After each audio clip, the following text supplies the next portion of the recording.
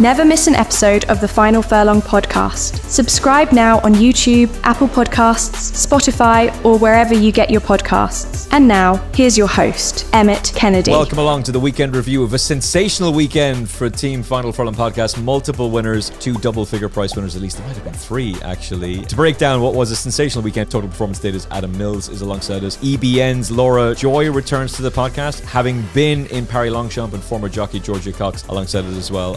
Pretty thrilling weekend. Laura, first of all, the atmosphere at Paris Longchamp yesterday, it just looked to be electric. Yeah, it was phenomenal, and I suppose for the French to have an Aga Khan winner like that as well, it just lifted the roof, so it was amazing. It did look as though Minnie Hauk had that race sewn up. Spare a thought please for Jamie Wren, 16-1. 3 months ago he put her up on the Final Furlong podcast. He backed her accordingly. He sent me a picture of a bottle of Bulmers and how this was not going to be sufficient to just help him recover from the agony of being beaten in a photo finish. But he did have Maranona Charlie, and thankfully the right horse beat him on the day, Adam, because some of us were very confident about Daryz. Yeah, I thought it was great. I world's greatest race won by world's greatest trainer, Emmet. Isn't that the best summary of it?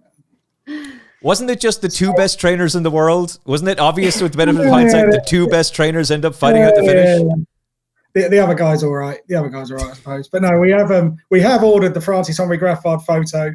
Can't go in the bedroom apparently, so it's going to go somewhere on the wall behind me. But just crowned off a brilliant season. I'm kind of annoyed it's Daryz though.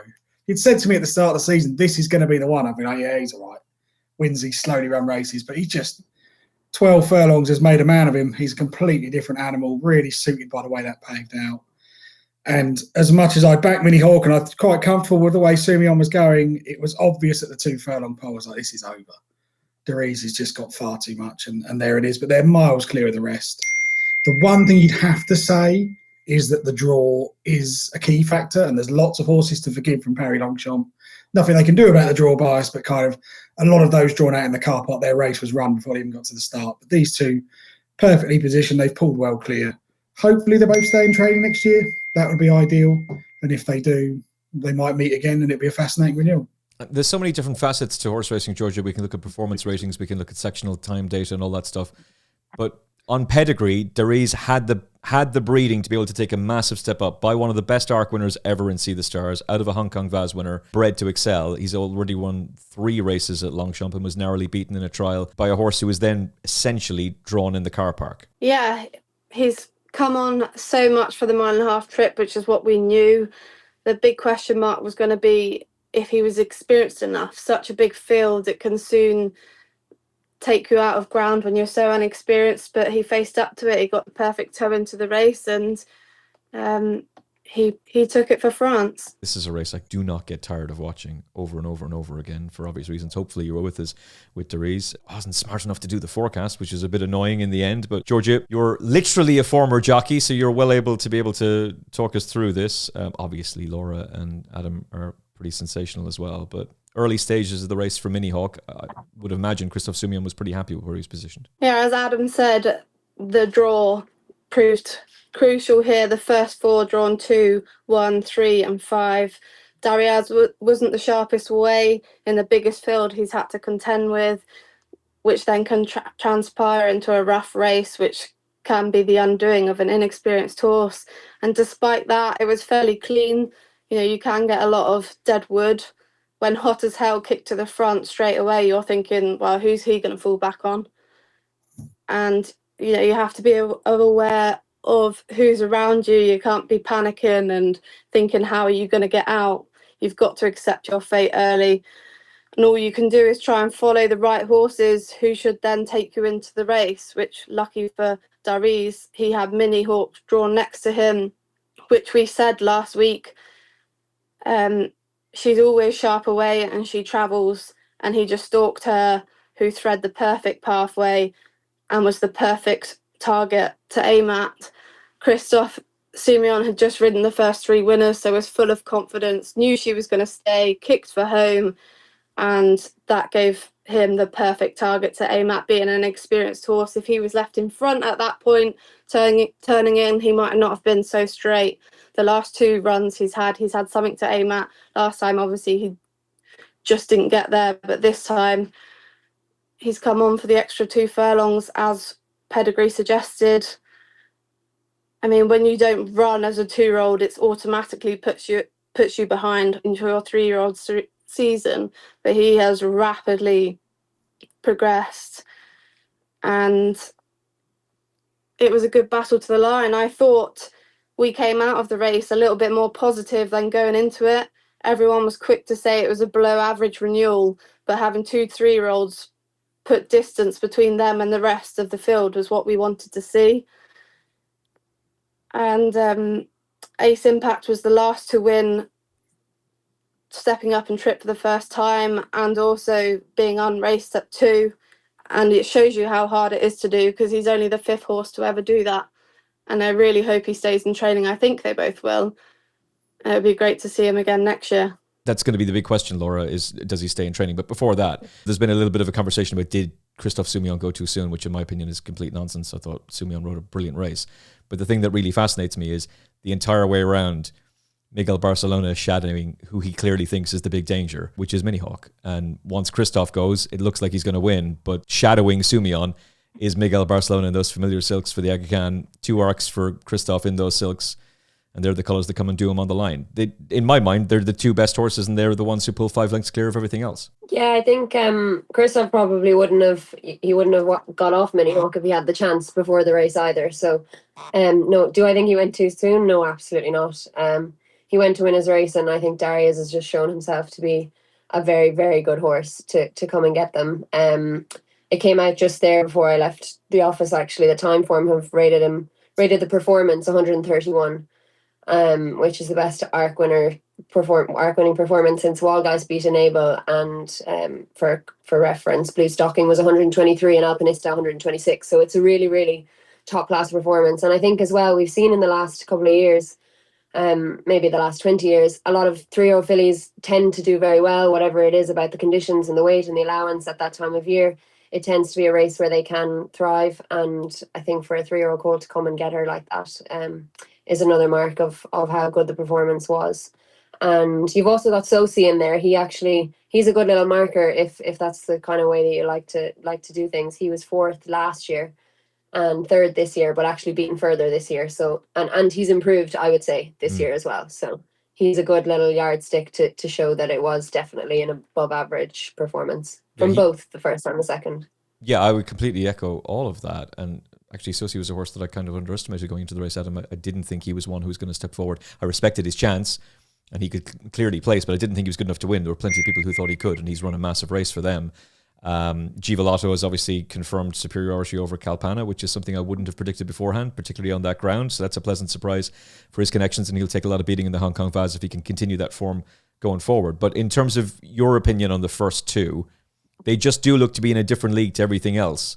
And if they do stay in training, do you expect them to continue that? And how does this arc feel to you? Do you rate it as highly as Timeform did? I rate the top 2 very highly. Yeah, I think those in behind is a little bit hard. Sosi, I feel like they had a plan at the start of the season to target the Group 1s, and they worked really well. And that's maybe what they'll do with Daryz next year, is they'll look at something like the Ghané or the Ispahan and think that's very winnable. If they bring Daryz back, there is a slight fly in the ointment in terms of some of the targets. That they've also got to fit Calandagan in. They've got Sibayan. They're absolutely a dearth of really good middle distance horses. But Daryz will be the daddy here. Imagine if he comes back, the arc will be the one and only aim. So for that reason, you might see him campaign slightly differently. He's obviously very good. Minnie Hauk is going to mop up in Ireland and potentially in the UK as well. She's excellent. Those in behind are kind of Sosi, I think, ran his race. It's just like the nagging doubt I've got is I'm like, what's Giavolotto doing there in 5th?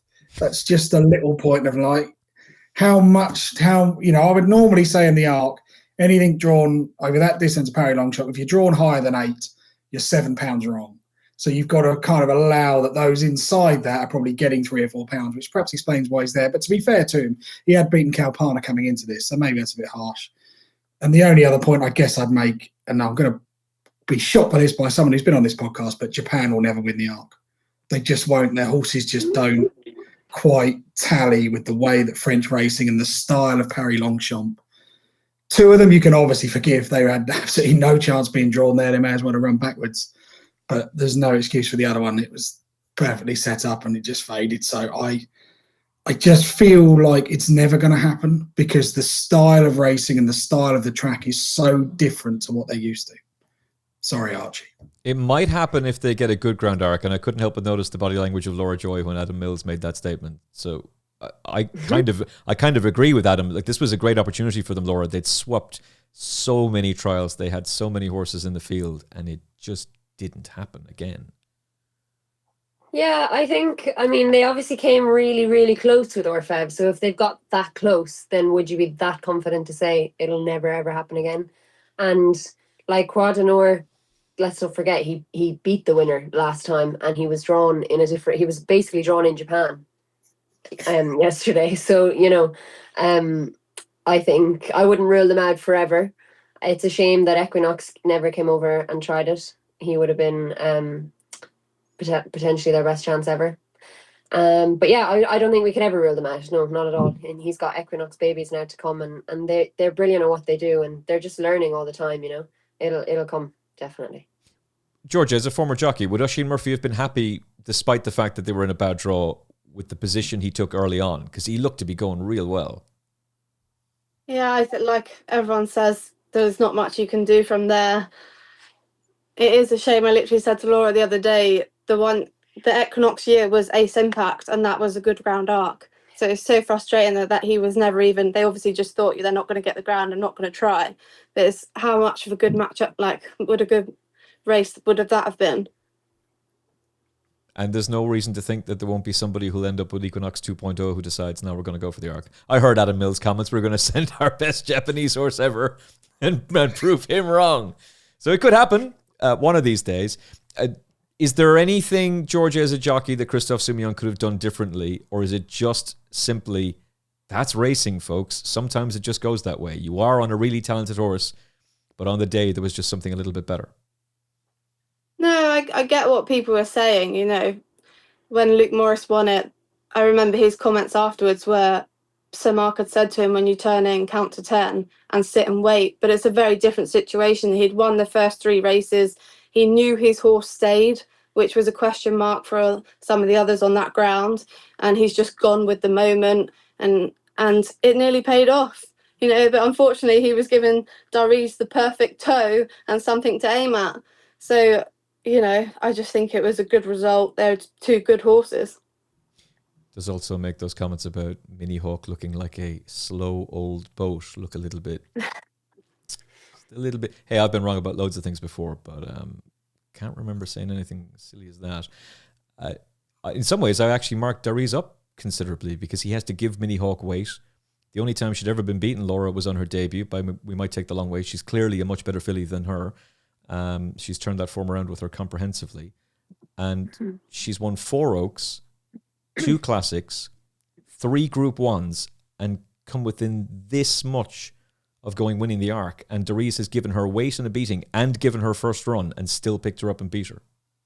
Mm-hmm. Yeah. I mean, I still actually think Minnie Hauk, I think Aidan O'Brien said it before the race or in the build-up, that we haven't seen the best of her, and I would believe that. I think she's still, what she was doing in those Oaks to get the win was purely on raw talent. I think she's still learning about the game, and that effort will have taught her a lot too. I really hope they do bring her over to America after the Breeders' Cup, because I think that'll have sharpened her up a lot, and I would not have thought that at all. I really didn't believe that the Breeders' Cup would suit her after the Curragh or Epsom, to be honest, or even York. But on the base of that performance now, I think that might have maybe helped her blossom into maybe the filly that she was always threatening to be, but hadn't quite put it all together on the track. And I know that she lost, but yeah, I think it'll see her in very good light now going forward. And fingers crossed, Breeders' Cup and in training as a 4-year-old.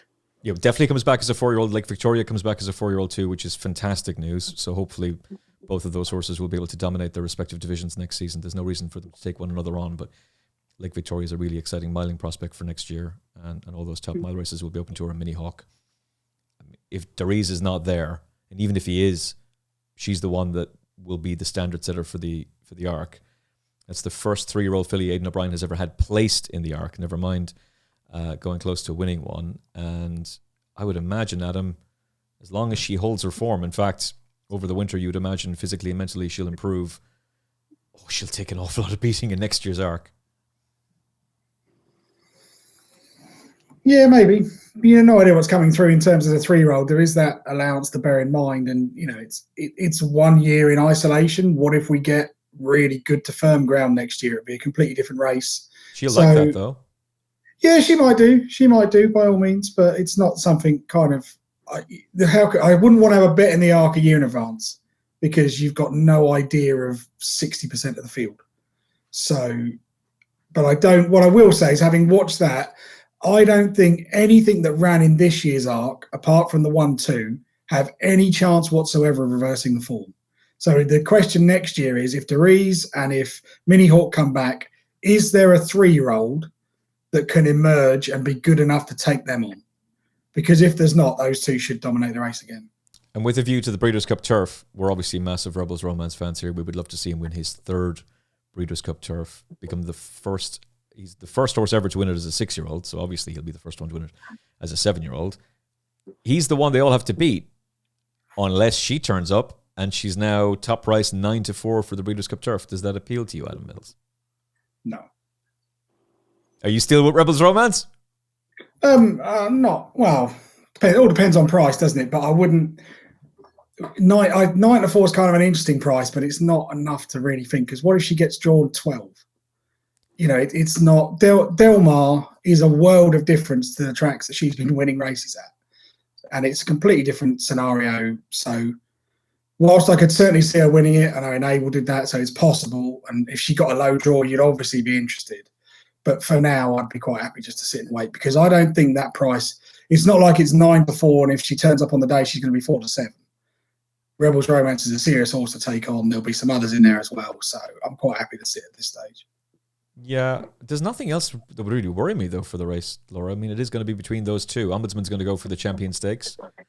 Calandigan goes for the Champion Stakes as well, which maybe surprises some people. Goliath's gone. It's between those two.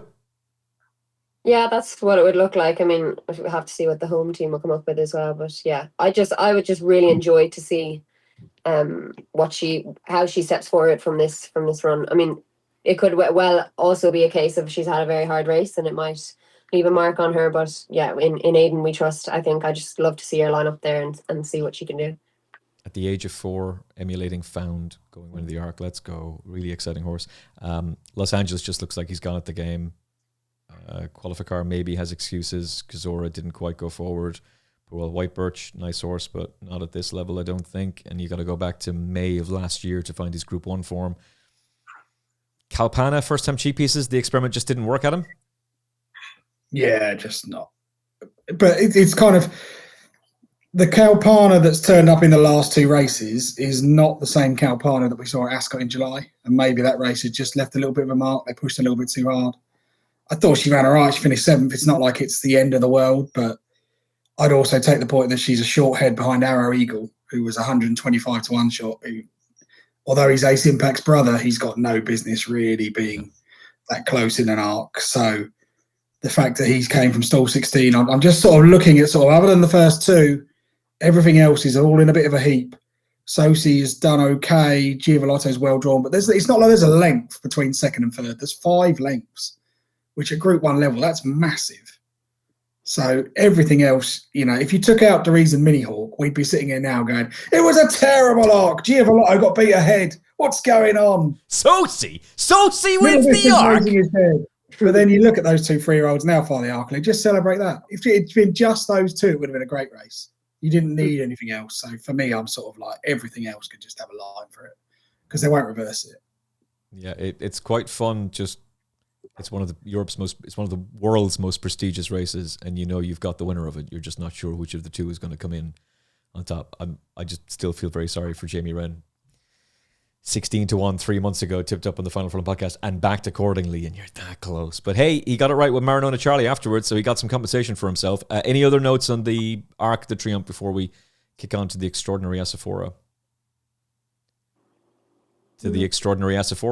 Or should we say Laura Joy's neighbour, who was given a really good pep talk by Laura's dog before heading out to France. And it turns out that's the decisive factor. That and an Uber driver who managed at the last second, literally there were 90 seconds between Asfoora being ruled out of the race by the French stewards, and they they were very lenient and they extended a lot of time to this horse because somebody had decided not to bring the passport with them. So they needed to scan it in person. There was 90 seconds to go before she was almost withdrawn, and she manages to come through and win her second Group 1 of the season, her third Northern Hemisphere Group 1. And by the sounds of things, Laura, she's going to be around again next season.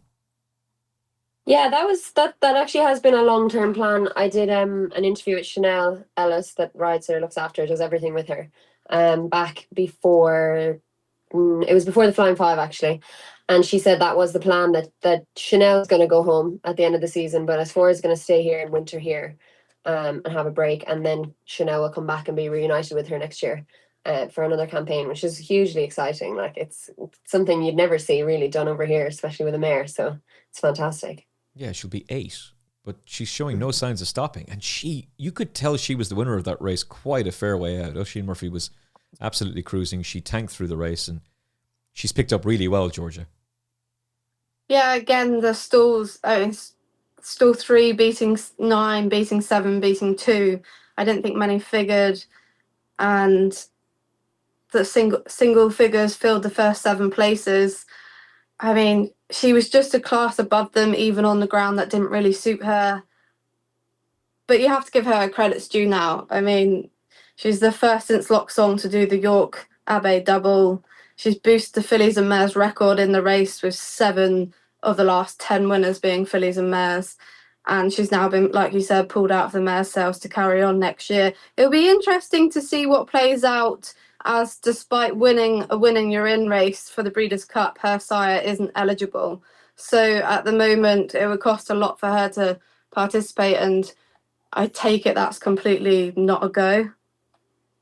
That's what it is. I wasn't sure of this. So the owner said yesterday that, she's not eligible to run at the Breeders' Cup, which I couldn't get my head around. So she's not by a sire eligible to run at the Breeders' Cup.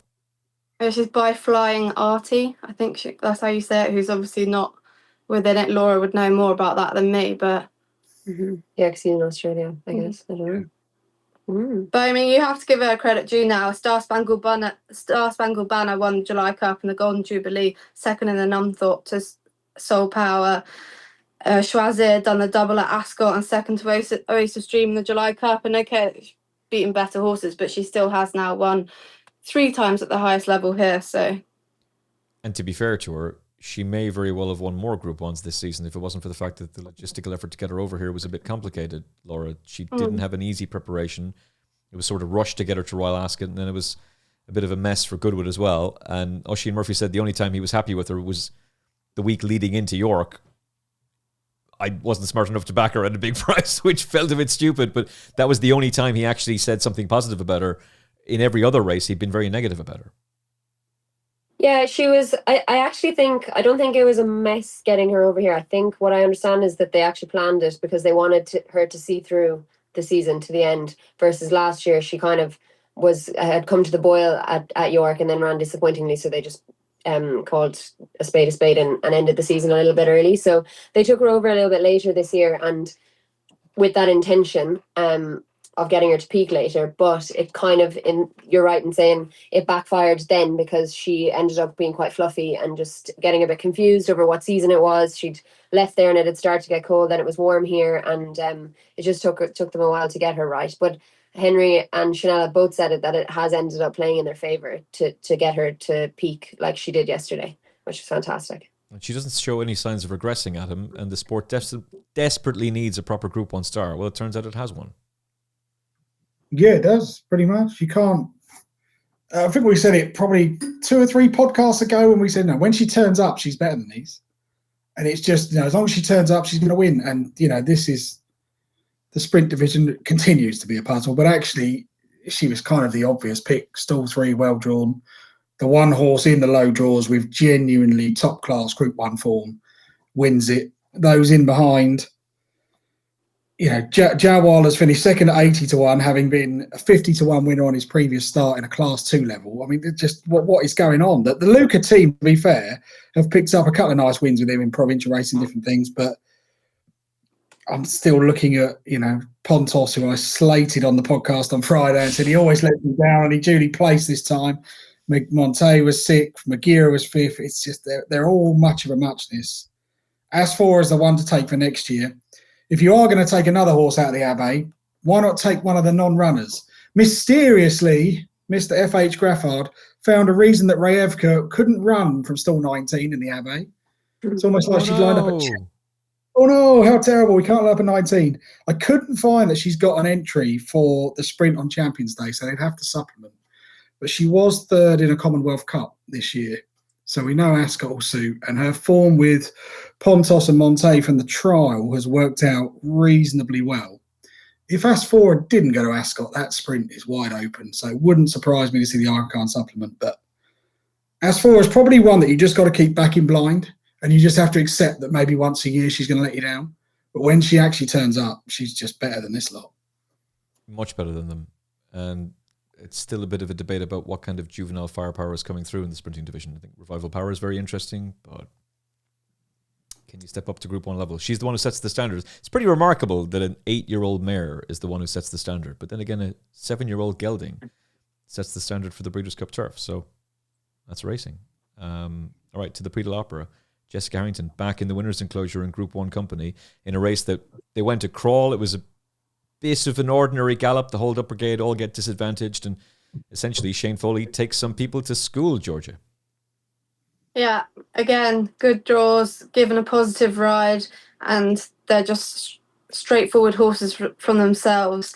They often say you can't win in the first furlong, but you can lose, and the amount of ground that Grand Stars of Jared Mossay has had to make up, I thought she was the one to take out of the race. But fair play to Shane Foley, he knew exactly what he was doing and he pulled it off to perfection, just doing enough to notch a 4th win from her last 5 starts and a first in Group 1 company in a race that was dominated by the Irish and British trained runners.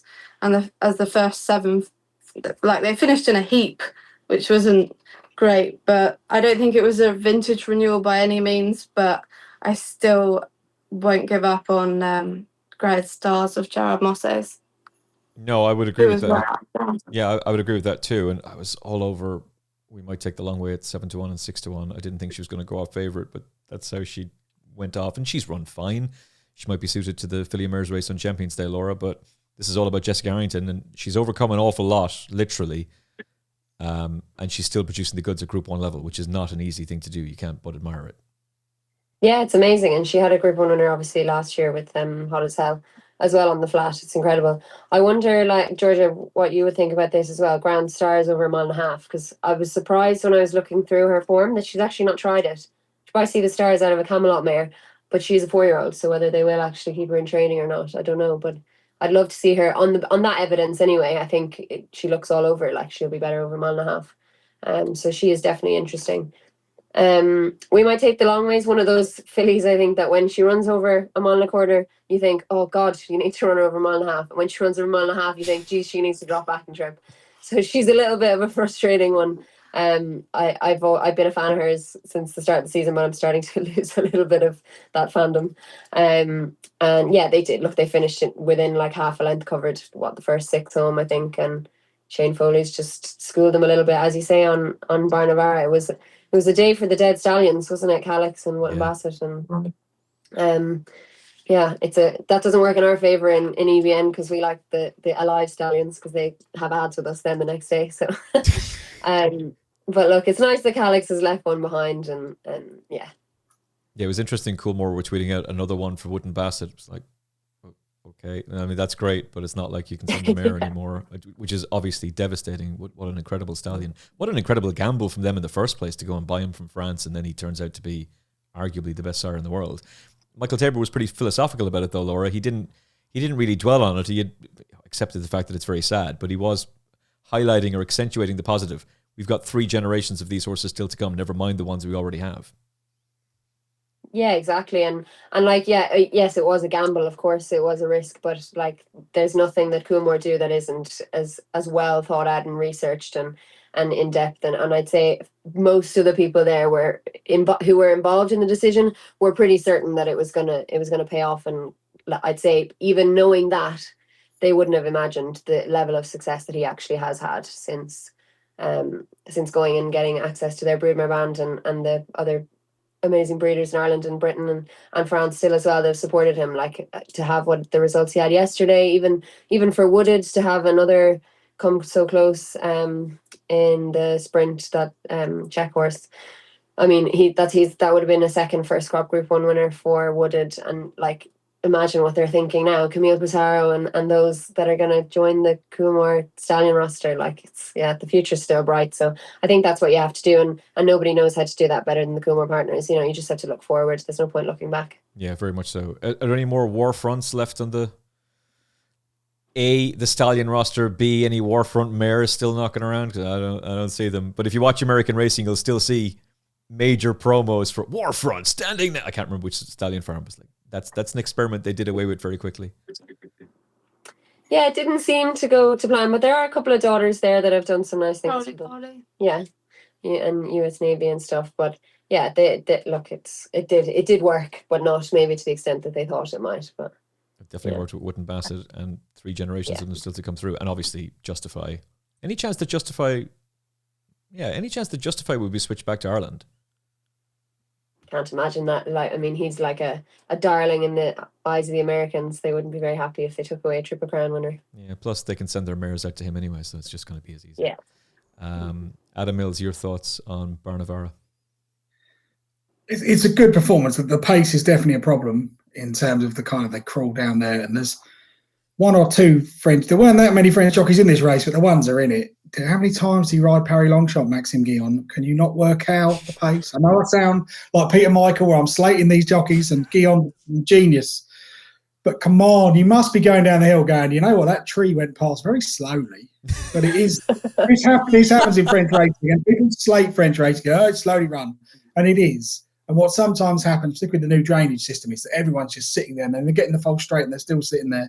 Well done to Shane Foley, worked out where he was, got the fractions absolutely spot on. I do take the point about Grand Stars. Bit of a cliff horse for me, and does this a lot in terms of just always seems to be in the wrong place and then runs on. She won a listed race on heavy ground at Saint-Cloud last November, beat Galaxy Vega by 4 lengths. I think deep ground is the key, but I also think with Grand Stars that this is old Magic Hands Gerard Mosse. I know he's retired, but he's still got his white gloves on. I'd imagine this is his view that she needs to be ridden this way, which is kind of why she finished quite well. They're all in a bit of a heap, so I wouldn't necessarily be massively excited, but well done to the winner and a great ride by Shane Foley. Great ride on Maranona Charlie as well. Chalk one up for Jamie Wren, 7-1, and one of his best bets of the entire weekend. And essentially, again, slow gallop, but controlled from the front, gallops all the way to the line, Georgia, and absolutely the best horse in the race. With a horse described by her owner as being just a bit nuts in second place, yet again being just a bit nuts. Yeah, I think when we done this preview, we should have literally just looked at the low draws as, again, utilised the low draw, keeping it simple. They knew their main danger was drawn bad and likely to be out of ground. And it wasn't a particularly fast finish, but the tactics won the race. He held his he handled the ground. Christopher Head has now managed to keep it in France for the 2nd year, with 7 of the last 10 renewals having gone to England. And it just shows you how much draws and tactics make the difference. I don't think we'll see the winner again. I think they said he was going to off to stud, was he, because of Wootton Bassett dying, and they wanted to jump on that. More Thunder, I mean, he comfortably clocked the quickest furlong.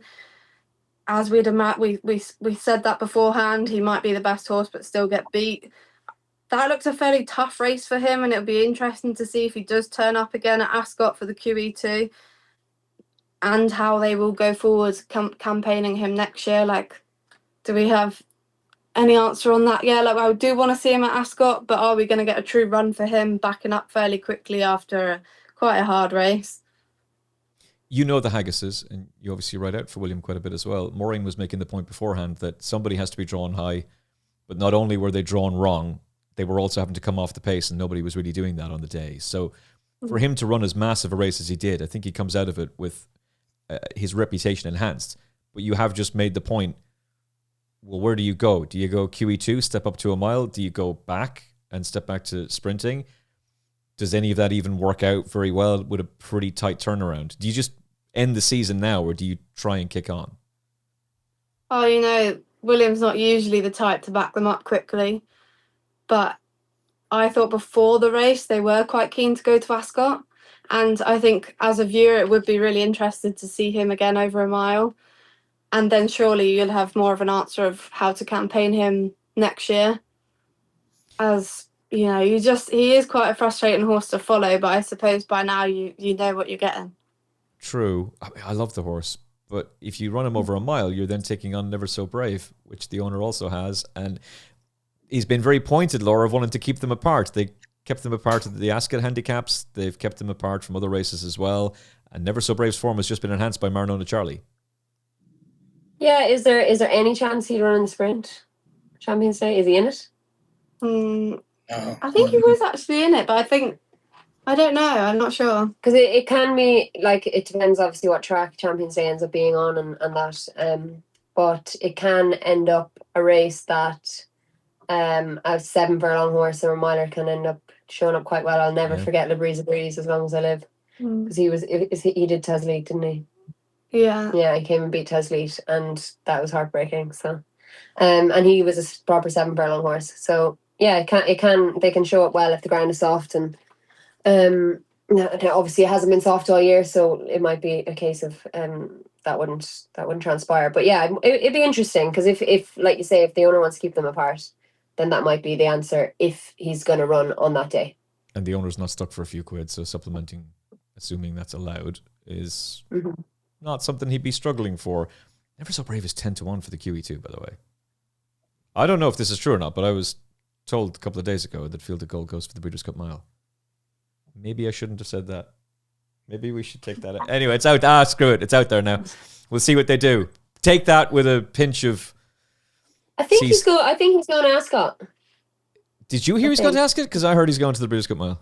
Well, do you know what? I was at Juddmonte this morning for a show. They were showing Lead Artist, their new stallion. Okay. And we were it was just in conversation, less so talking about his plans, but more so talking about just the roster and having a son of Kingman eventually, whenever he does retire. And I'm sure Ascot was mentioned, but I don't know. I don't know for sure. But yeah, I'm pretty. It was mentioned but it was Breeders' Cup wasn't mentioned, but it wasn't like, oh, where's Field of Gold going? It was, if he won the QE2, then he'd be a tantalizing stallion prospect, that sort of thing. So it must be on the horizon potentially. Well, that'd be his third Group 1 win of the season. And I would have been absolutely certain there was no way he was going to the Breeders' Cup Mile until he got beaten at Goodwood and then ended up missing the Juddmonte in the rest of the season. Mm-hmm. Now suddenly that race is very open. And well, what we saw in Keeneland the other night means, all due respect to the winner, but that's a pretty open... Like, if Field of Gold is back to the Field of Gold we saw at Royal Ascot, then he'd butcher that lot, I would think. Or would he, Adam? Let's stay with the Forêt for now, though. More thunder, fast finishing. Just Georgia. Tom Marquand has to sit and suffer. There's nothing he can do, but he knows he's going to be pelted on X at the same time. It's like, you clown. There's nothing he could have done. That's just the way the race was going to pan out, and it was always going to be that way, given where he was drawn and the way he's ridden. Yeah, and I remember when Sea of Class was drawn bad in the Arc, and Leicester said, like, you're drawn where you're drawn, take your medicine. And I'm sure that Tom would have got the same words of advice. Like, we all know how the horse runs, that he's not that sharp away or to his feet. We all know the stats for the Forêt and you're running downhill and etc. So, it's there for everyone to see, and it's why he wasn't as short as what he should have been, considering how talented he is. Yeah. I do think he's one of the best horses around, Adam, and it's quite extraordinary that he's made the giant leap that he has. But we've been on the right side of this horse for pretty much all the season, with the exception of his defeat at Ascot, which I'm still sick over. Damn you, Tom! I'll forgive him the weekend. But thankfully we knew, look, draw position means this horse is going to be massively inconvenienced to take him on. But I can't wait to see him again. Yeah, I think this is an absolutely huge performance. One, does it leave a mark? Two, now what do? He's not in the champion sprint, which I can see the case for going up to a mile. I'd run him in the sprint. Yeah, I would too. If he, I just think I'd look at that sprint division and think, geez, we could give this lot a head start. We'll still pick him up. Whereas the mile might stretch him, but the grounds are key. I think I'm right in saying that if the ground gets really bad and they decide to run on the hurdles track. The QE2 might end up on the round course. I think that's happened before. It's a little bit messy. I just think you'd want him on a straight track. But, this is a great performance. It's also worth noting there were 7 or 8 on Arc Day. There was only one winner drawn higher than 5, which was Lagardere in the Arabian Group 1. So even if you look at the races, everyone turns off after the Group 1s, but the 2 massive handicaps were won by Mikel Barcelona with a brilliant ride on Belano from stall 2 in the Grand Handicap de Flares. And then in the Prix de la Place de l'Etoile, Johnny Hammer was drawn in 3. It's such a big advice. So Morthunder's probably run £7 better than it looks from where he is and the way it runs out. As we're on the Foret, we do need to have a little chat about Zaragana, who I thought ran a brilliant race. And I've seen people slating Mickey Barcelona, and I'm like, what do you want him to do? If he gets there, she's beat, because she is not going by. They won't put headgear on. And actually, all he's done is worked out, I've just got to sit here and I've got to sit perfectly still. And then I'll just have one run at Maranoa Charlie. He's beaten everything else. He's ridden brilliantly. She's run a great race. I think 7 furlongs is the way to campaign her, because you're more likely to get a strong pace. And Zaragana is one of those horses who is going to drive you absolutely bonkers if they bring her back next year. But the way to play her is just straight forecast for something else, because she is going to continue to run her race. It was obvious from the way Barcelona was sitting that he was like, I'm not getting there. I don't want to get there. And, even if he pushes the button, what good is it going to do? Because he's got to deliver her. He's probably got 3 yards to deliver her. 1 bob of the head is all he's got, and he couldn't quite get it. And let's face it, she's come second to Maranoa Charlie, who is with Never So Brave in the top 3 or 4 7 furlong horses around. So that's a massive run. And for that reason, you can only upgrade Maranoa Charlie for yet another great performance. And she's clear of the rest. There's just nothing else you can do with it. She's just a head case. It's just, would they ever put headgear on her? Well, they might do. I don't. The thing is, she's won a French Guineas, so there's nothing to really like. There's nothing to lose by doing that necessarily. She's going to go off to have a broodmare career at some point. But I'm not entirely sure headgear would make the difference, because actually she travels perfectly well. Yeah. It's just when she gets to the front, it's like, I don't want to be here.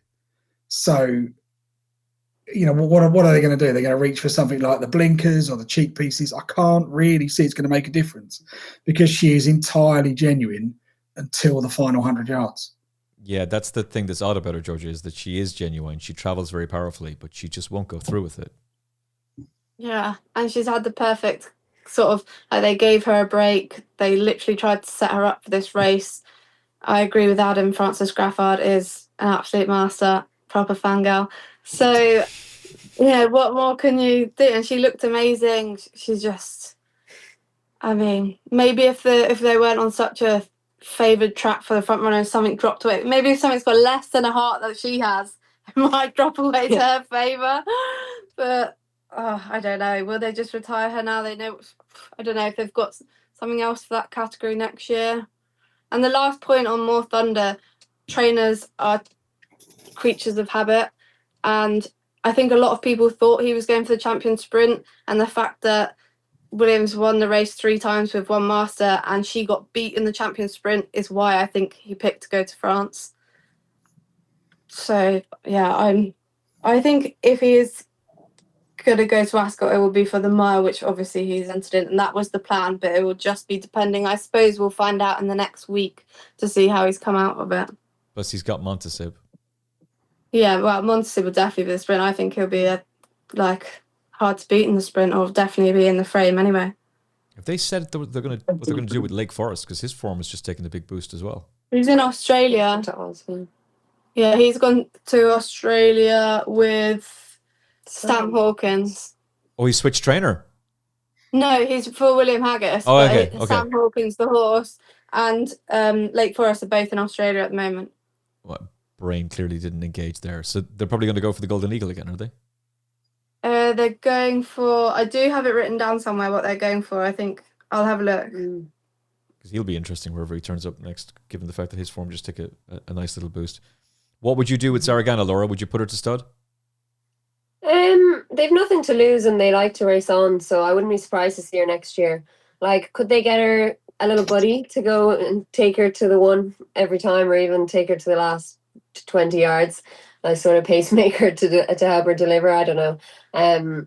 I think she's just she is what she is. We know what she is. She's clearly got a massive engine, and she's just a little monkey. Maybe with another year, a winter on her back, and she'll come back next year. She might mature a little bit in her mind. So it's probably worth persevering. Yeah. Yeah, I just wonder if they felt the same last year. It's like, well, she's just was a little bit naive as a juvenile, but she'll learn from her defeat in the Criterium. It's like, no, she didn't. Whatever happened with Vertical Blue, Adam? The horse who beat Zaragana last year. Had one run in the German Guineas, went absolutely rancid, and I don't think we've seen her since. I did see something. Yeah, she ran an enlisted race the other day. Battered. And finished nowhere. Yeah, I saw something on Twitter. The owner puts that she's been taken to America to have a break on their farm because she's got some sort of viral infection. Nothing wrong limb-wise, completely sound and everything, but they're just going to give her a break out there and then go forward from there. And he said something as well that oh God, what was it? She'd had a allergic reaction. Something had happened at the start of the season. Okay. Yeah, it was something like that. And it's not her fault, and they were just trying to get her back. But yeah, she was second last or something in a listed race the other day. Because she ran well against the Sangster filly, Shawari, that they brought back as a 4-year-old, and then she just got destroyed in that Saint Cloud race. So. Mm-hmm. And the King Charles is the race that Lake Forest is going for in Australia. Okay, next. Almost back in blind, essentially. It'll take an awful lot of beating. I couldn't see this. I just couldn't see Puerto Rico winning the Prix Jean-Luc Lagardere. So I felt really dumb after this one because it was so obvious. He had the form with True Love. He'd stepped up really nicely in the Champagne Stakes. Georgia tipped him on the podcast. He's a Wootton Bassett. Aidan O'Brien had won 9 Prix Jean-Luc Lagaderes beforehand, including winning it last year with a Wootton Bassett who improved for stepping up in trip, who was ridden by Christophe Soumillon. And I just didn't see it, Adam. But Soumillon controlled the race on the front end, and all of those things that had happened with Camille Pizarro are exactly what happened with Puerto Rico. Yeah, they are. And Puerto Rico's just maybe just under the radar. Possibly it's just because at the start of the season, or so earlier in the year, he was a little bit disappointing and had a couple of sort of overturned defeats where people think, he's not that good. But actually, since going up the 7 furlongs, he's been a much better horse. I think he's also improved for front-running tactics, where they've been really aggressive with him. He gets into a rhythm. This was really good. He's rolling. He's got them beat. I couldn't hear of defeat from Raif, and he couldn't lay a glove on him. No. So I think Raif ran his race. Nighttime has got all of the best French form, came into this race on the back of a hat-trick. There's nothing to really put any holes in the form. Just neither of them could get anywhere near Puerto Rico. And, he's very dangerous. I saw him cross the line and thought, well, that's surely their French Guineas horse for next year. Surely they look at the Poulons and think, that's what we're going to do. We're going to come back because the track really suits. And if he got rolling in a French Guineas, he obviously is going to stay a mile. He'd be a real danger because he's the kind of horse that just seems to pull out more.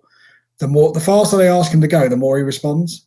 And that at Paris Longchamp is very difficult to pass. In the last 5 years, Newmarket hasn't really been the target for Aidan O'Brien, but Paris Longchamp for the French 2000 Guineas and the Curragh for the Irish 2000 Guineas very much has, Laura. And this horse will be hard to pass. Yeah, on that evidence anyway. I think I underestimated him as well myself. I guess because he just lacks that sexy unbeaten profile, or went and won his maiden at prohibitive odds and then backed up in something in the Champagne. Say if he'd gone from a maiden to the Champagne, he probably would have been an odds-on favourite for this. But he's clearly improving at a rate of knots, and he beat a very good horse in Nighttime. I know Christophe Soumillon, he rode a horse for James Horton that finished second to that, and he said Nighttime, he said that is a Group 1 winner waiting to happen. So on that evidence, I think, he's a proper horse for next year. Yeah, very exciting horse, Georgia. And just another example of Aidan O'Brien being very self-deprecating afterwards. I've probably been running him over the wrong trips. It was my fault. But a Wootton Bassett stepping up in distance. He's now won the Champagne. He's won this. And he looks like he's going to be a very, very interesting horse for next season. Yeah, 15 years on from Wootton Bassett winning it himself. I think I just echo what Adam and Laura said. I think we underestimated him because of him getting beat over 6 furlongs, and we just thought, he's shown his cards. But since stepping up in trip, you can't really fault him. I didn't think he'd beaten much of the Champagne Stakes, inexperienced rivals, but I think that aggressive ride, they know he's going to stay further. You can't really fault him on these last two starts, and it looks like he'll be going to the Breeders' Cup Juvenile, will he? It was mentioned, Aidan said he'd leave it up to the lads, but it would make sense as to going there. I don't think the ground will be any issue for him. And, well, we're big fans of Aidan O'Brien on the show, obviously, but Aidan O'Brien in the Breeders' Cup Juvenile Turf is just, it's a license to print money. Of course, you can draw them out in the car park like Brave Anna. It doesn't matter. Now, there is a slight caveat there. That's with Ryan Moore in the saddle. Don't have any issue about Christophe Soumillon, though. And Sarah Lydon was saying to me yesterday she couldn't understand why people were criticising Christophe Soumillon and saying, oh, this is never going to work. Well, Irish Champions Weekend, he proved everybody wrong. Now, on ARC Weekend, he's proved everybody wrong. And who's to say he won't do the same thing at the Breeders' Cup, Adam? Yeah, I wasn't one of those ever thinking that was a bad move. You know, Soumillon knows his stuff. And if you watch both yesterday's racing, look what Soumillon does and where his horses go. Not one of them hugs that far rail. Not one of them. And if you look back historically, that's the way to ride Paris Longchamp. Maxime Guillon, as we'll come to in a moment, didn't do that in the first race. Pocket talking here, but still, what are you doing?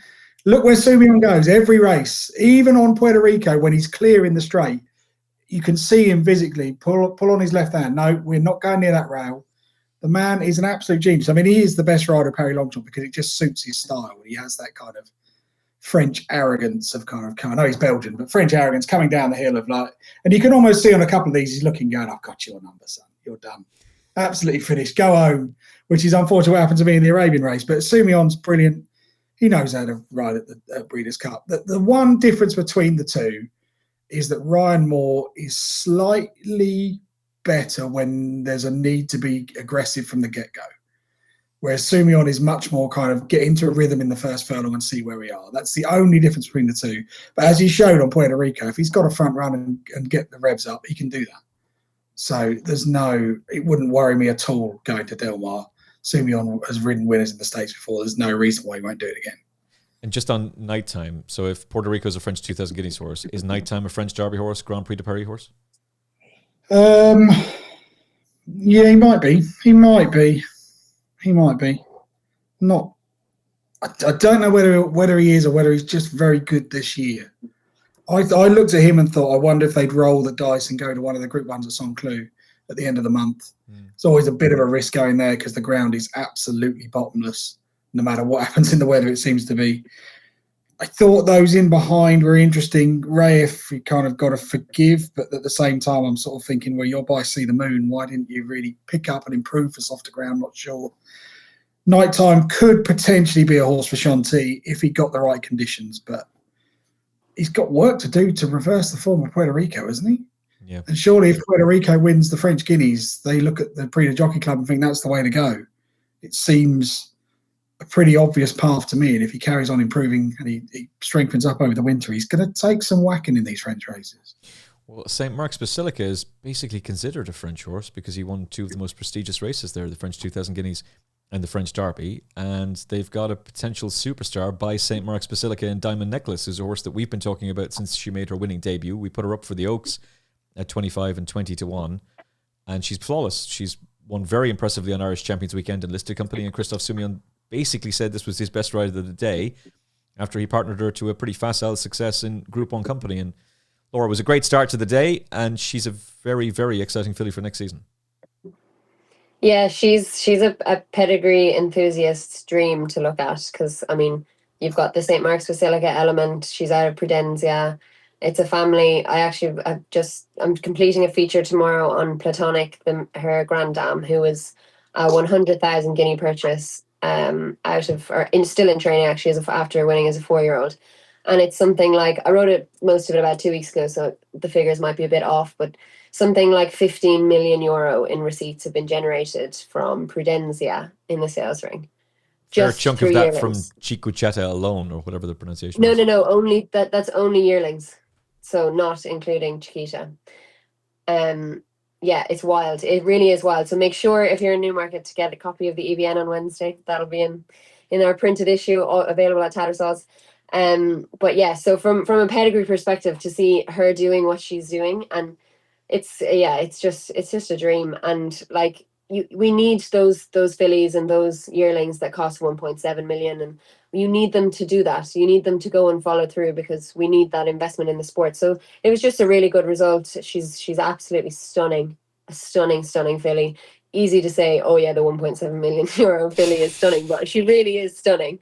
And so is Minnie Hauk as well, 1.85. They're both gorgeous, but no, she has it all. I mean, 1.7 million, what's she worth now? More than 1.7 diamond necklaces, probably 1.7 million. So yeah, that was fantastic. The right three finished first, second, and third. So I think it's going to work out a really good race. I think all of those three fillies have got good credentials for the classics next year. Oh, massively so. Enemy was 420,000 euro. Magic Wand was 1.4 million. Chiquitita was it's a 600,000, increasing to 6 million euro when she went through the November mare sale. It's really quite phenomenal. And obviously it's a pedigree that Aidan O'Brien knows quite well with Magic Wand, who's a real star for him, especially when she went down to Australia and ended up backing up very, very quickly from the Melbourne Cup to go and win a Grade 1 down there. So he's going to know this pedigree quite well. He, of course, trained Chiquitita. It didn't really work out particularly well, but he had her. So he's going to know the bloodline. They've been talking about her for a long time, Georgia, as potentially very exciting. And the reason we were so taken with her was how she won on debut, coming from off the pace on a speed favouring track at the Curragh. But her progression has been very impressive, and this is a race that Aidan O'Brien has used with superstars in the past. No reason to think that she won't be a Group 1 winner next season. Yeah, I mean, that's one thing we picked up on last time, wasn't it? Or the time before that, was the way they rode her, how confidently Christoph rode her in Ireland, just showed you the reputation that she must have at home. And I think that really came forward. And I loved Smart's Basilica as a horse when he won the Irish Champion Stakes, beating Talmada and Poetic Flair. So I really hope he does well at stud. And it is interesting, though, I think Aidan O'Brien's won the race 6 times. Rumpelstiltskin in 2005 is the only one that went on to win a classic in the Irish Guineas. Obviously, Magical was probably the best horse to come out of it. But then you've got Bedtime Story, January, Opera Singer, all won it impressively and didn't win a classic. Opera Singer obviously won the Nassau, but Bedtime Story and that hasn't won again. So it would be interesting to see where she ranks. Yeah, Bedtime Story was one of the horses I got badly wrong at the weekend. Thankfully, most of it went right. Touch wood. Thankfully. Gel Pepper. Apologies to those at the Curragh that had me screaming and roaring when he went in at 4-1 under Colin Keane, but he was 14-1 when we tipped him up. Bedtime Story, I don't know what to make out of her, really. Just didn't go forward at all. Opera Singer did win a Group 1. They had a bit of a setback with her as well. She was supposed to go for the Guineas and missed it, and she had to make her seasonal debut in the Irish 1000 Guineas. So just assuming everything goes to plan, how high up the list of fillies next season will Diamond Necklace rank, Adam Mills? She's going to be very near the top, is she not? There's not too many that you'd really want to be sort of taking her on with. Be interesting to see which way they go. Where it doesn't really strike me as a Newmarket filly. I feel like she's more like kind of the Curragh. I'd have thought France. Yeah, possibly. I hope not, because I plan to back Green Spirit for the French for 1,000 guineas, but I can't really do that if Diamond Necklace turns up. But I think the fact that she's beaten Green Spirit, I could so easily have a pocket talking rank here, but I won't. Do it. No, I can't, because I can't slate him. Guillaume's done nothing wrong. What I would say is it's just gone wrong for them. They've got the low draw, and then they're looking to go, Bandy Agara's drawn in 2. That's going to go forwards. We can track that. And then Bandy Agara's a non-runner. Guillaume's going so well, he gets to the front, and then 2 of them rags come across and light her up. And he's going down the hill, and you can see and look on his face the panic of, I don't want to be in front just yet. I want to have a little target to run at. Green Spirit probably won't reverse this form, because I think the further they go, the better Diamond Necklace will be. But I do really fancy Green Spirit for the French 1,000 guineas if Diamond Necklace doesn't turn up. Because I think she lost nothing in defeat. There are loads of mitigating circumstances. But the fact that Diamond Necklace just ran her down with relative ease is kind of a big blot on the copybook, because there's no reason to think this form will be reversed. I just hope Diamond Necklace isn't there in May, and then we'll pick up the French 1,000 guineas with ease.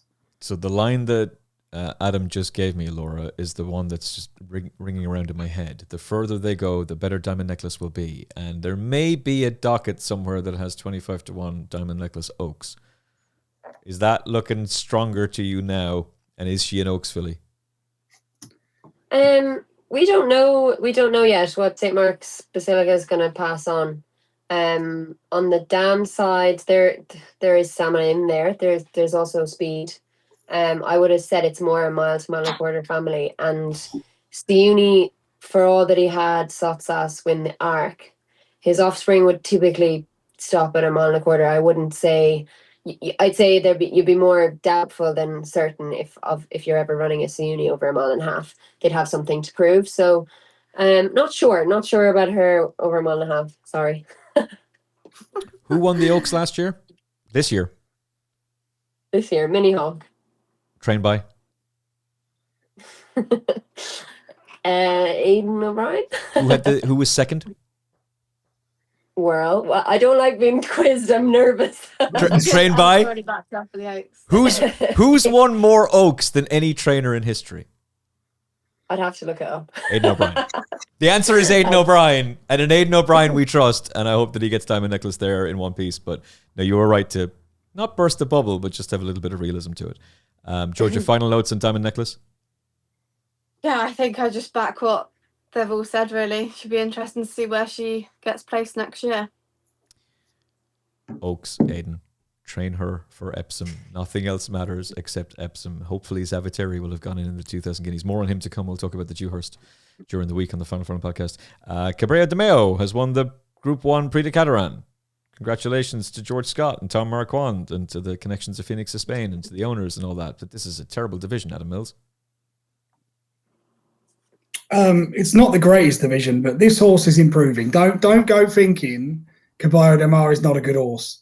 Imagine if George Scott had said to these owners on the 19th of March, when they lined up in a Class 5 at Stubble, I tell you what, this lad's going to win the Prix du Cadran. The owners would have thought he was on the piss. And it's just, what a fantastic piece of campaigning to win 4 handicaps starting off a mark of 75. I did the German St. Ledger review for TPD last month, and it was like he just tanked through that German Guineas. Those in behind you sort of thought, there's question marks over the form, but what another good piece of spotting last week is like, we've got an informed horse who's improving and probably the worst Group 1 field in a staying race that there'll ever be. Let's supplement. And this was over coming down the hill. It's one of those rare winning tips from me, but it was also sort of one of those points where I thought, I've got this. This is done. I can relax. He's going to go by. He's going to get Coltrane, and he did. Fair play to him. He's won 7 of his 17 starts. He's only a 4-year-old. It's not impossible to think he's a cup horse next year. This may not be a fluke. Now that there's Scandinavia around, there's Trawler Man, but there's not loads. And Caballo de Mar just continues to improve. And the one thing we're always saying about the stayers is, they're all a bunch of plodders. They just beat each other. Nothing ever improves. Here's one that's improved 40 pound in the space of a season. What if he's even better at 5? It's not out of the realms of possibility to think he could line up in an Ascot Gold Cup. Now, look, if Trawlerman turns up in the same form, that's a whole different ball game to beating the likes of Coltrane. And Queenstown was 3rd, so you've got to add that little sort of like... We knew he'd run well. Yeah, we knew he'd run well, but the fact he's run well probably also puts a little doubt over the form. But that being said, Caballo de Mar was the best horse. He travelled really well. He's continuously improving. Every run gets better. Every finishing speed gets better. Why wouldn't he be a cup horse for next year? He might not win the big one, but there's loads of those annoying staying races that we all complain about the same horses turning out year on year. Here's one who's going to take the division by storm. He could win 2 or 3 Group 2s next year doing handstands. 9 runs this season, 6 wins, Georgia. Aside from Alrifa, Scandinavia, and the clear leader of the division, Trawlerman, and there's no reason to think he won't still be the boss next season, given the fact that he's able to do it now. Why not do it as an 8-year-old? Can Caballo de Mayo make this step up? Well, I mean, like Adam said, he's made rapid progress from this time last year being rated 65. I think as a trainer, George Scott is the real deal. His horses always look immaculate. And I think we're in a transition period at the moment of this division. Kyprios is retired. Trushan's obviously no longer with us. And the horses that we've been so used to seeing through the past 6 years, we're now, next year, Rahib, I think, is going to be a good cut horse for this division. And we're just getting to the new, they only enter this division when they're in their 4-year-old season. And I think people were saying, there's not many runners. There was only 5 runners last year when Kyprios won. So it is, I think we're just regenerating this division. And for me, Rahib, I think, is going to be a really nice cup horse for next year of Roger Variance. Okay, so Rahib, I'm sure the connections of Al Reefer were looking at this thinking, should we actually have gone down under? Should we have gone for a glorified handicap that they won't allow the top European horses to run in because they're terrified of it being won by... am I allowed to say that? I mean, yes, it's all the enhanced security protocols and safety, blah, blah, blah, blah, blah, ruling out a horse that goes on to win a Group 1 the next season. Thoughts on the race, Laura? It was a great result. I covered it for EBN actually, and couldn't believe when I was looking up the horse's profile, what he's done and where he's come from. And I mean, he's been beaten in handicaps this year, I think, as well. And so to get him to peak like that, especially when it wasn't a bit of an afterthought, it's a serious training performance. George Scott did say after the race that he's going to be going on his travels, I think, over the winter. He mentioned the Red Sea or Red Turf handicap, Red Sea Turf, whatever that one is. And also Maidan. So I'd say we'll see him over the winter, which will be fun. The staying division in Dubai was weak enough last year. So yeah, I'd say he'll be on our radar anyway over the winter. And what about Coltrane? I wrote it in the report as well. He's earned over £1 million, and now has gone off to be Andrew Balling's hack, I believe. So that's fantastic. It's an amazing story. It's lovely. What a horse, and delighted for the connections who are obviously having a season of all seasons. Yeah, season of all seasons, to quote the great Jerry Hannon, who gave us that legendary line all those years ago. Yeah, it's been brilliant for those connections, and obviously he's been a really consistent horse. A great day for Luke Morris as well. Consent, 10th Group 1 win for him. She was really, really good. I don't quite know how she got beaten last time out, but she got it right here, and she's bolted up. Could she be an arc horse next year, Adam? No, not for me. I don't think she's an arc horse. I think stamina is what's bringing out the improvement from her. She's beaten Santorini Star by 4.5 lengths, which is no mean feat. Santorini Star's had a great season too. This performance came a little bit out of the blue, but I'll say it. I think we might have discussed, I'm not sure we discussed it off air, Luke Morris didn't have his best time at Doncaster. No. So he's certainly got things a lot right here. Really good performance from her. She's improving, but I think it's the trip that's the key. I don't see her as an arc horse. I think in an arc, the likes of Minnie Hauk and Daryz would just outpace her. But she is really good over this distance. It's hardly a shock, is it? Mark Prescott trains 3-year-old that improves going up in trip, but this is a good one. We're not trying to land some 0 to 55 at Yarmouth. This is a seriously good performance, beating the right horses. The third, Rabbit's Foot, is certainly one that's been on the radar all year. Rabbit's Foot is a really nice Golden Horde, little bit slow, but really good front runner. Made a good start at earlier in the year. She was actually in the Arc sale, but has gone unsold. But that's quite a nice piece of form, and Consent has absolutely battered them. So 1 mile 6, I thought on the evidence of this, she'd get 2 miles. So they surely have to roll the dice up in trip at some point. Yes, breaking news. Absolute shocker. Sir Mark Prescott horse improves for step up and trip. Georgia Cox, your instant reaction.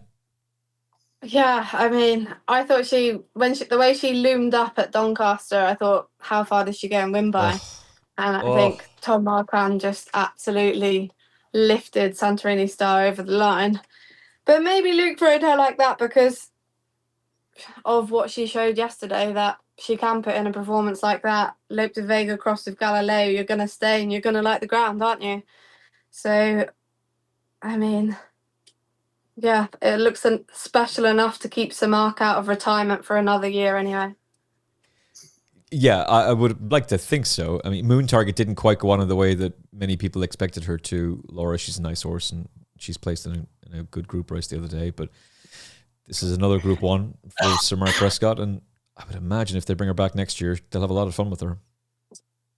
Yeah, I'd say there's no question she'll be back next year, and I wouldn't personally be dropping her back in trip. I think she can boss this division and boss this distance. On all evidence we've seen so far, there's nothing else. Santrini Star was probably her biggest threat, and yeah, she's put her away fairly lively. So, a nice filly for next year, and she's got a nice pedigree as well. So, Is she a filly who could be a cup horse next year? I wouldn't. Not on pedigree anyway. She's from the family of Intense Focus and Skitter Scatter. It's quite a mile life order family, and Lope de Vega as well. They wouldn't, like, obviously the Galileo's coming in there and helping her stay, but would she be a cup horse? I'm not sure. I don't think so. Okay, to Newmarket. We'll talk about one race there. It's another win for Carl Burke. It's a 5th Group 1 win for Fallen Angel, her 3rd consecutive Group 1 win. It all seems so obvious, Adam. I couldn't understand why she wasn't favourite for the race. I really couldn't understand why she wasn't sent off favourite on the day. Massive support for Cinderella's Dream before the off, but Fallen Angel has put them in their place. Yeah, she's just miles better than this lot. It was over at the 2 furlong pole. You could see the minute she sorted her legs out going into the dip, it was done. Really good performance. I think the conditions on the day probably helped her in terms of there seemed to be a real sense at Newmarket in that wind that it was horses either handled it or they didn't. So maybe 1 or 2 of those in behind you'd might want to forgive, but she hit the line really well. She stretched on up the hill. Just a filly at the absolute peak of her powers. And like you said, it was kind of blindingly obvious that she probably should have been favourite on all known form, and she duly obliged. The headgear has just turned her around, Georgia. The ground was just a little bit too fast for her at Royal Ascot, and it was her first time wearing the headgear. But ever since then, 3 Group 1 wins, and they're going to roll on to Champions Day. Yeah, I think the way Newmarket was riding as well, they didn't actually get that much rain, and the strong winds, the way it was riding and the way she gets ridden anyway, aggressively from the front, I think it just put a lot of these out of their comfort zone. You couldn't really make up ground. Lady of Spain wasn't experienced enough to deal with it, and Blue Bolt took a big step forward, but I think she was just a class apart, wasn't she? The plan, I believe, Georgia, is to keep her in training next year, which is really, really exciting if the Wootton team are prepared to do that. But in the here and now, on Champions Day, if Laura's right and Field of Gold rocks up to that race, well, what if Fallen Angel gets these conditions again? She'll be really suited by that. Yeah, it'll be interesting. Obviously, we have no idea what sort of form Field of Gold's going to turn up. There would be question marks about him, and if Delacroix turns up here, Rosalie and Never So Brave, there are so many. It will turn out to be a really good race if they all show up. More Thunder, Quidwar's entered and he just got beat at the weekend. Hopefully they do all turn up. Would you give her a chance, Adam, against the boys? She'd certainly have a chance. Maybe she'd have a chance more because she's the informed one, and that might just be enough. But I'd be surprised if they do that. I think they might look at it and think we've got enough out of this season.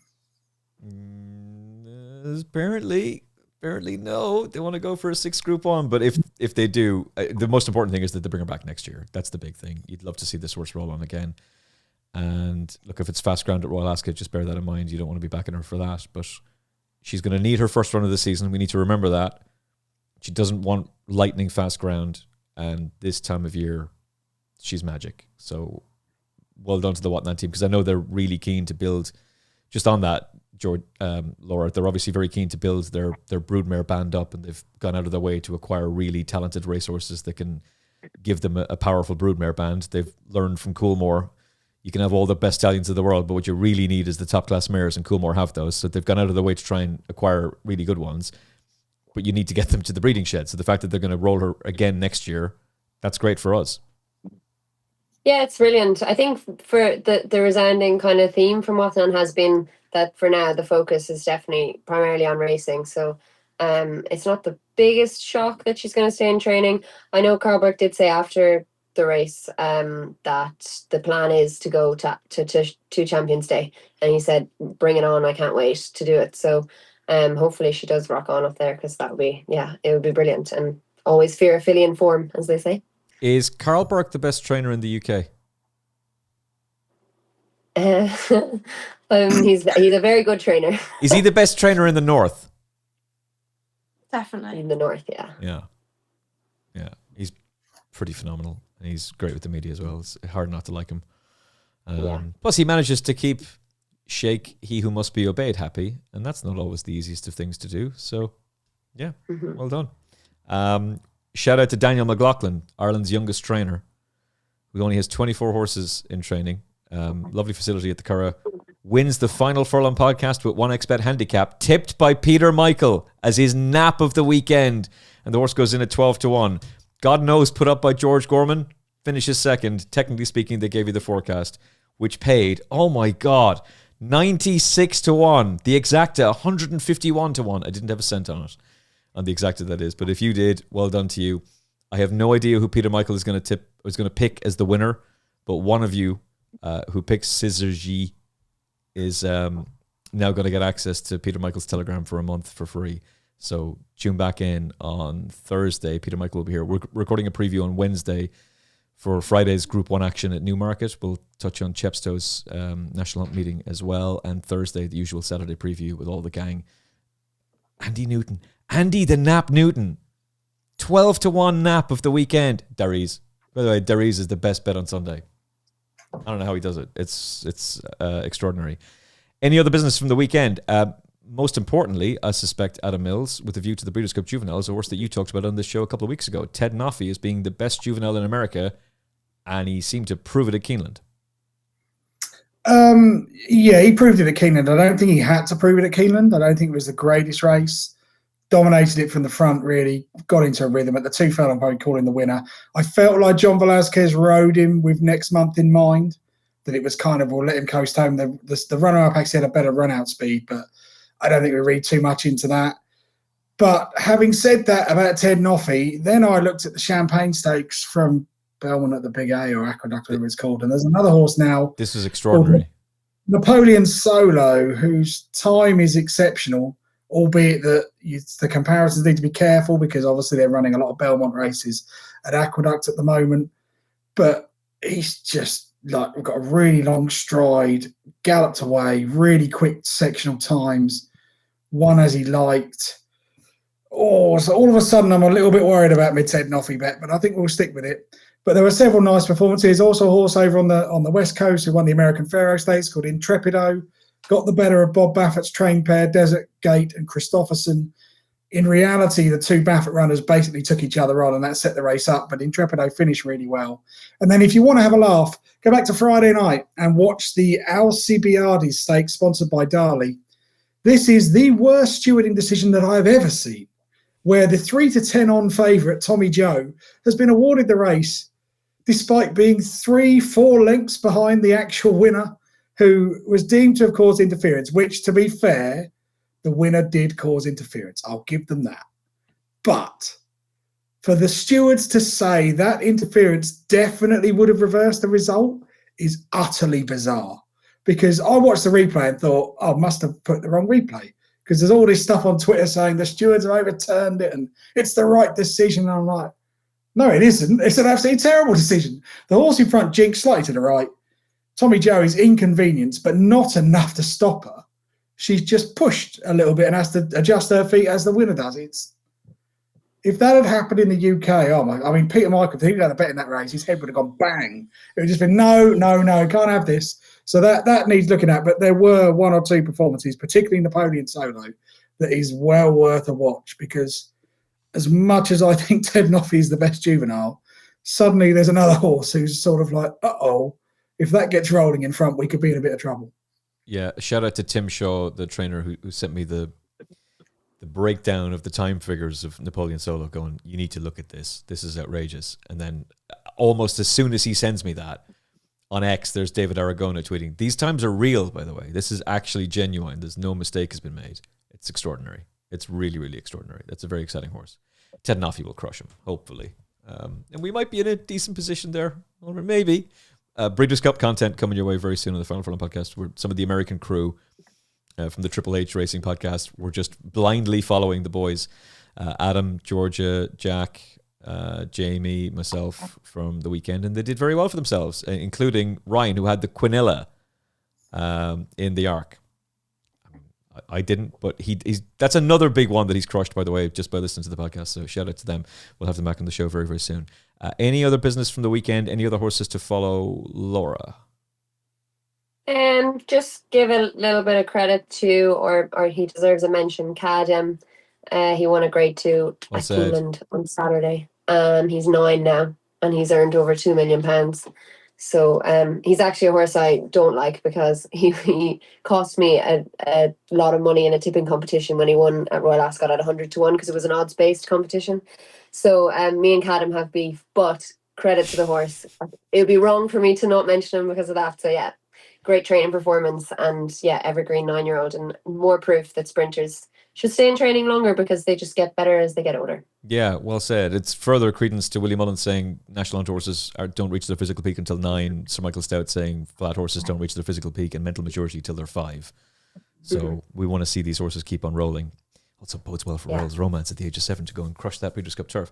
That was Frankie yet again bossing things out in America. Turns out there might have been some comments made on this show by some American experts a while ago going, "Oh, this Frankie Dettori's over the top. He's gone."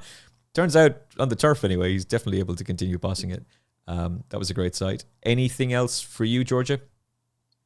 I'm just going to point out when we did that, looking at 2-year-olds going forward, when I mentioned Lynham of Rafe Beckett's, he went and won at Newmarket this weekend, beating Echo of Stars.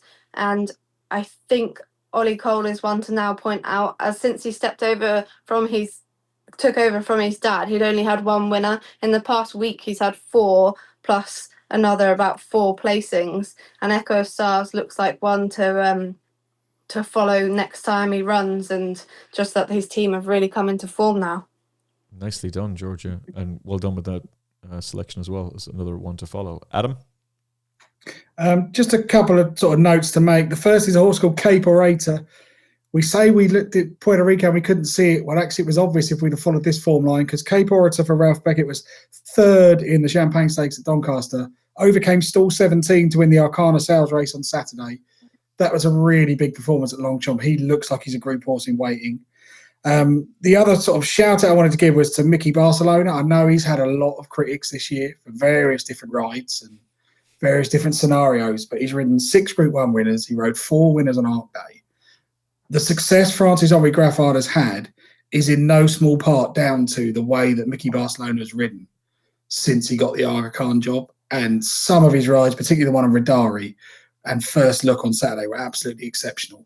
I know it's frustrating and very occasionally rides horses and you think, you plonker.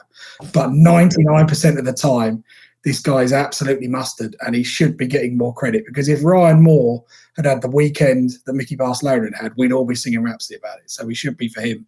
And then one final thing, Emmett, we got a crowbar that jumps in somewhere, and there was a big sale, the Arc sale, which went place on the 4th of October.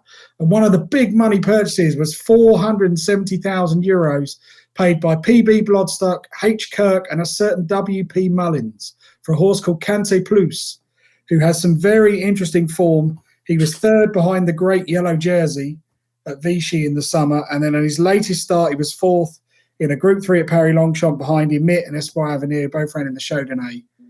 Looks like Willie has got himself a potential superstar dual-purpose horse, and he's definitely a name to know. We always like a good mention for Willie Mullins on the podcast. Speaking of, Tom Malone will be on the show this week, breaking down the horses that he's excited about for the new season. Paul Ferguson will be with us for the latest installment of the Weatherby's Paul Ferguson Horses to Follow section. We're focusing on novice hurdlers this week on the podcast, and we've got some other special guests coming your way too. So if you haven't smashed a like on this yet or hit the subscribe button, please do so now. If you're big into the jump season, lots of content coming your way. When are we doing your French Horses to Follow podcast, Adam? No, you tell me. It's all written up. I've written profiles of 59 horses now. So next week. Yep. Let's do that next week. All right. We'll break down the Group 1 action this weekend. We've got the Fillies Mile, the Dewhurst Stakes, the glorious, another victory. By the way, what the hell has gone on with the Dewhurst market? Distant Storm is now favourite, which means Zavatieri's 3rd favourite. Does that make sense to you, Georgia? Must be galloping well in the mornings or something's going on. I know Charlie really likes that horse, and I know he said Group 1 target at the end of the season when he won on debut, and he was good the other day. That form's not good enough to be 5-2 favourite for a Dewhurst. He's a lovely horse, Laura, but Distant Storm does not deserve to be 5-2 favourite for a Dewhurst. Probably not over an already Group 1 winner, yeah. I agree. Adam, are you going to burst the bubble? No, I'm not. I know you're concerned about the Zavateri tattoo you've had across your chest. Look a bit ordinary if you finish your third at the weekend. But no, I agree with that. I wouldn't have him as favourite. You weren't supposed to tell anybody about that. Okay, that's it. That's it. We'll preview the Group 1 action for you this weekend. Hopefully more winners to come your way. The whole team will be here. We'll do a special one for you on Wednesday as well, previewing the top class racing on Friday. And those jump specials coming your way as well. Laura, EBN, when is the next EBN content coming out? Anyone in Newmarket can get a free printer copy all week, or for the whole month of October for Tats, actually. Nice. Are you at Tats all week? Yeah. It's going to be manic. It's going to be busy. Georgia, you back with us on Monday? Yeah, I can do, yeah. Excellent. Definitely. Are you busy at the Tattersall sales? In and out, but no, I can definitely be back. Okay, mixing it with the great and the good. See if you can get Kia Jabrakan to come on the show as well. See if you can... If I bump into him, I'll ask him, yeah. Yeah, do!